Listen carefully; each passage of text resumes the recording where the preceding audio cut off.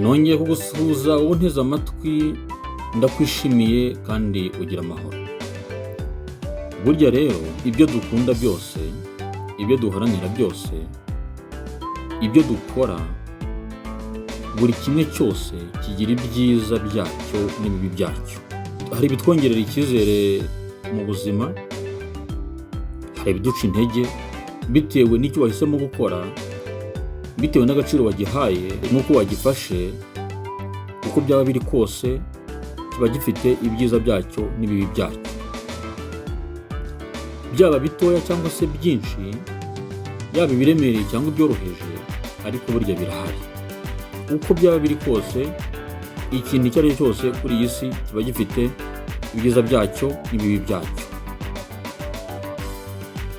Ni nayo mpamvu rero ngira ngo tuganireho, nibura ntange ingero nke muri byo, ariko ntagambiriye gusa kugira ngo twumve ko iki n'iki gifite ibibi byiza byacyo na biriya byitwa ibibi byacyo gusa, ahubwo ari ukugira ngo turusheho kumva ko icyo umuntu yahisemo gukora ugomba kureba impamvu wagihisemo, niba ari icyiza wavanamo ugashingira kuri cya cyiza bitewe n'imbaraga cyangwa se naho ubona ushaka kwerekeza ubuzima bwawe,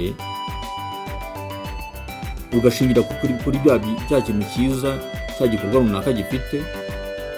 Ariko kandi igihe ubona gifite n'ibibi, ukiga uburyo wakumira cyangwa se wakwirinda bya bintu bibi, cya kintu gishobora kugutera cyangwa kuguteza, ukabyirinda hakiri kare. Ariko ubundi buri kimwe cyose kuri iyi si gifite ibyiza byacyo n'ibibi byacyo.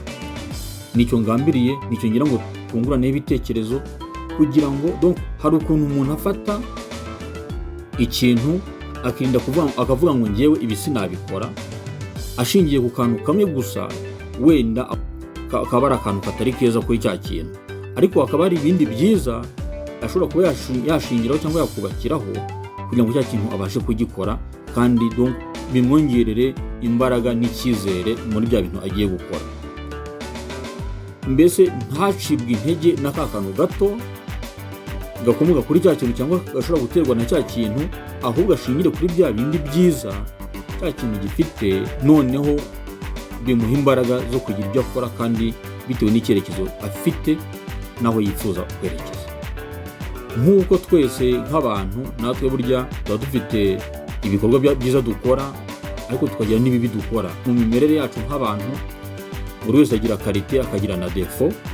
Rero burya umuntu ntabwo ajya kumujija ngo uvuge ngo ukubera ngo kiriya runaka akoze ubwo wise umushyira aha n'aha, kandi wenda hari n'ibindi byiza byinshi yakoze ushobora gushingiraho cyangwa ushobora kubakiraho, ukagira urwego runaka wamushyiramo ushingiye kuri bya byiza, utitaye ku bibi gusa yakoze, ahubwo ukareba no kuri bya byiza, cyangwa se ngo urebe ibyiza gusa wirengagize na bya bibi, bitewe ariko naho ushaka kwerekeza. Kubw'ibyo rero ndashaka ko tuvuga ku bintu bikeya, yaba ari byo twita ko ari byiza cyangwa se yaba ari byo twita ko ari bibi, ariko turebe ibyiza byabyo n'ibibi byabyo. Ntabwo ndibuvuge byinshi. Intambara ni mbi, nta n'uwakwifuza intambara keretse wa wundi nyine ushobora kuyitegura bitewe na cya kintu nyine navugaga yaba agambiriye kugeraho. Nibyo mvuga, intambara mu by'ukuri ni mbi kuko yica abantu, abandi ikabagira imfubyi, abandi ikabagira abapfakazi, ibintu bigasenyuka, ibintu bikaba imyaku gusa. Ariko icyiza cyabyo navuze ngo bishobora kuba byinshi cyangwa bikeya, cyangwa bikaba ibiremereye cyangwa ibyoroheje, ariko byanze bikunze ntiwabura na kimwe cyaba cyiza cyangwa cyaba kibi ku kintu runaka. Intambara rero yaba nziza kuri wa muntu wayiteguye bitewe n'icyo ashaka kugira ngo gikosoke cyangwa icyo ashaka kugeraho, kandi byahuza n'uko yabiteguye koko. Ya ntambara ayitegura akayitsinda, akavuga ati ngiye ndashaka kugera kuri bya bindi, ngiye gukosora bya bindi nabonaga bidakosotse bifotamye, none ngiye kubikosora.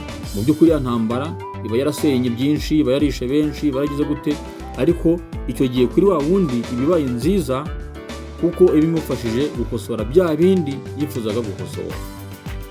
Ubu ni urugero rumwe, wenda namwe mushobora kureba izindi ngero nyinshi mwashingiraho mugasanga wenda wavuga uti intambara ikiza cyayo kindi cyaba iki ngiki. Ariko mu by'ukuri muri rusange intambara ni mbi, ariko nk'uko nabivuga nyine buri kintu cyose kiba gifite n'ikiza cyacyo bitewe n'igihe gikorewe n'impamvu itumye kibaho. Icyo ni kimwe. Icya kabiri, ubukene ni bubi. Nta n'uwakwifuriza undi ubukene, nta n'uwakwifuza gukena. Ariko nanone iyo umuntu ari umukene hari ubuzima barimo bumubashisha kugira ibintu bimwe na bimwe bitamubaho bitewe na bwa buzima arimo. Urabona umuntu w'umukene bitewe n'ubuzima barimo nta mibare myinshi aba akeneye kugira mu buzima bwe, kuko iyo mibare ntacyo yabishingiyeho. We abacungana n'uwo munsi gusa, yagira amahirwe akabona barakeye akavuga ati ngwane n'ubuzima bw'uyu munsi ndebe ko bwakwira, wenda nagira amahirwe n'ejo bukazacya. Bikamufasha kutagira ibintu byinshi bimutesha umutwe ngo ajye muri utu na turiya, usange mbese hari ibintu byinshi bitari kugenda neza mu buzima bwe kubera uko kuba ahora ahugiranye mu byinshi byakabaye bihari. Ariko kuko nta bihari nyine, we acungana na bike bihari, bigatuma nyine aba hari igihe cyose, ntagire byinshi bimuteza umutwe mu buzima bwe. Ntabwo burondore ibintu byinshi kuri buri kimwe, nubwo navuga icyiza kimwe cyangwa ikibi kimwe cyaba gihagije, nawe watekereza n'ibindi birenze icyo ngicyo. Hanyuma tujye ku bukire rero. Twavuze ubukene, tugiye kuvuga noneho n'ubukire. Ubukire mu by'ukuri ni bwiza, nta n'utakwifuza kuba umukire, kuko iyo umuntu akize ubuzima bwe bugenda neza ku ruhande rumwe, ibyo akeneye akabibona, akaba ku rwego abasha kubona ibyubahiro n'ibindi. Ariko nubwo tubonye ko ubukire ari bwiza, ku rundi ruhande ubukire nabwo bufite ibibi byabo. Iyo umuntu ari umukire, abakire bagira imibare myinshi ikabatera kuba bahora bahuze, ntibabashe kubona umwanya wo kwiyitaho, bigatuma rimwe na rimwe ashobora kuba yagira indwara runaka zimufata, akarwara bitewe n'uko atigeze abona umwanya wo kwiyitaho we ubwe ngo yite ku mubiri we, nyamara atarabuze n'ibimufasha kwiyitaho, ahubwo guhugirana muri bya byinshi afite bikaba byamutera uko kurwara mu buryo bugiye butandukanye bitewe n'indwara n'ubuzima nyine abamo, kuko indwara ashobora kurwara muri ubwo buryo zaba nyinshi. Icyo rero cyaba kimwe. Ariko kandi iyo umuntu ari umukire, burya agira n'abanzi benshi, nubwo n'abakunzi biyongera, ariko n'abanzi baba benshi. Urabizi tuba muri iyi si, abantu benshi usanga bafite amashyari. Iyo umuntu akize, hari ubwo bitewe n'aho utuye, hari ubwo ushobora guha umukire, abo muturanye bakaba bakugira ishyari, cyangwa se n'abakire bo ku rwego rwawe nabo bakakugira ishyari bitewe n'uko buri wese aba yumva nyine icyubahiro cyaba icye n'undi kikaba icye. Uko rero ubukire ugenda ubugwiza, mu rundi ruhande n'abanzi bagenda baba benshi, kuko amafaranga yiyongera n'abanzi bakiyongera, n'ibindi bibi byinshi bikagenda byiyongera. Ntajya kurondora, navuze ngo nimvuga kimwe nawe ujye utekereza ikindi. Ubwo ni urundi rugero. Urundi ni kwa gatatu rero. Kubona akazi ni byiza. Iyo umuntu abonye akazi, aba abonye amafaranga, akiyitaho we ubwe, akita ku muryango we, agakora byinshi, akava ku rwego rumwe akajya ku rundi.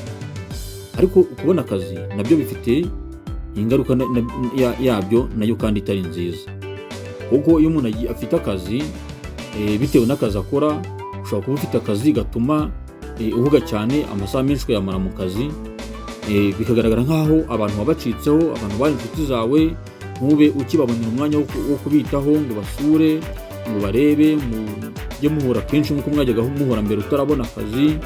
Bigasa naho rero umubano wawe n'abandi bantu benshi ushobora kuzamo agatotsi, kubera ko utakibona umwanya wo kubitaho, bikagaragara yuko ugenda ubicaho kandi atari ko biri, ahubwo ari ukubera kwa kundi akazi kaguhugije cyane, bigatuma nyine utakibona umwanya w'abandi bantu ku ruhande. Kandi akazi nanone bitewe n'akariko nanone gashobora kugutera nabwo utabona umwanya wo kwitaho bimwe navugaga, ugahugira mu kazi, bityo ntubone umwanya wo kurya, ntubone umwanya wo gukora bimwe na bimwe, ntubone umwanya wo kuruhuka. Kandi ibyo byose nabyo ni ingaruka zishobora kwangiza umuntu, bikamutera uburwayi cyangwa se n'izindi ngaruka zigiye zitandukanye. Ariko nubwo wabonye akazi ni byiza, ariko izo ngaruka nazo zishobora kubamo, kandi nazo navuze ngo ibyo ubibonye hakiri kare ugomba no gutekereza uburyo wabikumira hakiri kare cyangwa wabyirinda. urundi rugero rero ni gushaka ni byiza. Umuntu aba avuye mu rwego rumwe agiye mu rundi, ababonye umuntu agiye kumwitaho, ababonye umuntu ugutekereza mu buzima bwa buri munsi, akumenya nawe ukamumenya, mukanabyara, mukagira inshuti nyinshi, mukagera kuri byinshi nk'abantu babiri bagize umuryango, bitandukanye n'uko wari uri umuntu umwe. Iyo umuntu yashatse yagura amaboko, ariko n'ubukire bushobora kwiyongera bitewe n'imibanire. Donc ni ibintu byinshi mushobora kunguka bishingiye kuba warashatse, bitandukanye n'uko mbere byari biri. Ariko gushaka nabyo bigira ingaruka zabyo bitewe n'urushako rwawe rero uko ruri. Ushobora kugira urushako rubi, imibanire yanyu ikaba mibi, hakazamo guhimana, ukaba mu buzima butandukanye n'ubwo wabagamo, umuntu akakubabaza, abantu bakarwana kubera kutumvikana, cyangwa se n'ibindi bigiye bitandukanye, cyangwa se umuntu akagushyira mu munsi y'amategeko ye, umuntu akagusuzugura, cyangwa se umuntu donc imibanire ntimere neza mu buryo butuma koko kwagushaka kukubera uburyohe, ahubwo ukabubona nk'ikintu kinjiye mu buzima bwawe kitari cyiza.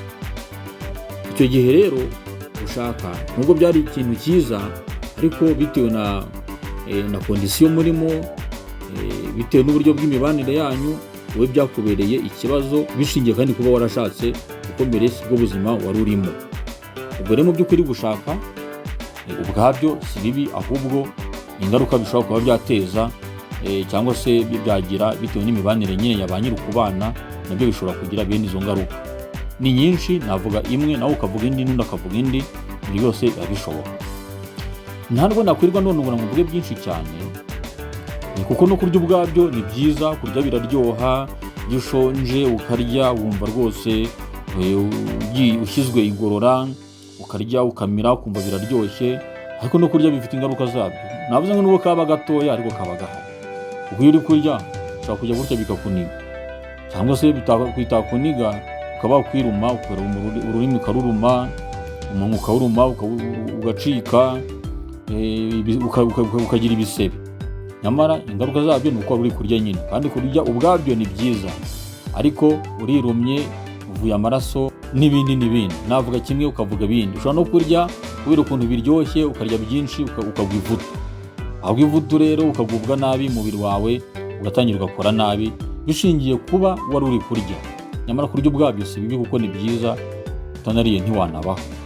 N'ibindi narondora byinshi, navuga kimwe nawe ukavuga n'ikindi. Buriya no kujya mu ijuru ni byiza, kandi nta n'utifuza kujya mu ijuru, kubizera ko nyuma y'ubu buzima hazabaho ijuru.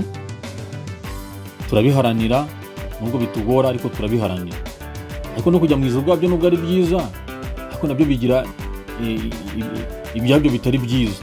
Kuko kugira ngo uzabashe kujya mu ijuru bisaba ko ugira kwihangana gukomeye cyane. Umuntu akagukubita ukihangana, umuntu akagutuka bigasaba ko wowe wirinda kumutuka, umuntu akakwanga ukaba uzi ko akwanga, ariko ukaba utegetswe kutamwanga, ukaba utegetswe kumukunda we kandi uzi neza ko akwanga.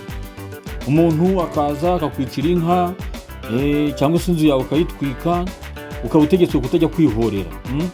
Ibyo byose bigasaba kwihangana, kugira umutima ukomeye cyane, umutima ukakurya, ukabyimba, ukababara cyane, ukenda nko gusandara.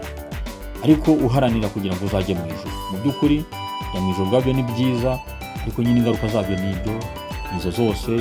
Mu kwirinda, mu kubabara, ariko nyine ukirinda kugira reaction, kugira n'ibikorwa runaka cyangwa wakora kugira ngo usubirishe kwa kubabara kwawe, n'ibindi nawe wagenda urondora ukongeraho. Mu by'ukuri iki nkizanye kugira ngo hari ubwo umuntu atekereza gukora ikintu ariko agacibwa intege na kamwe mu tuntu abona wenda mu gusesengura ese iki n'iki.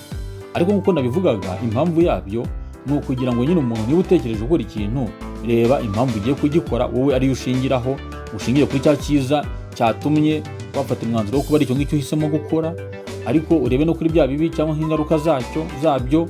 Noneho numara kuzibona wige uburyo wazikumira hakiri kare, cyangwa se uburyo wazirinda, ariko ntibikubuze gukora icyo watekereje gukora mu gihe ubona koko intumbero n'icyerekezo wihaye gishobora kugeza ku mwanzuro mwiza wifuza kuzageraho. Ubwo rero reka nirinde kurondogora ngo mvuge byinshi. Ndabashimiye, ariko kandi mushishikariza gukanda kuri subscribe, ndetse wakumva na kino kiganiro kikunyuze ukacyohereza inshuti yawe maze tukarushaho kujya mbere, kandi ndabashimiye, mugira amahoro, cawo cawo.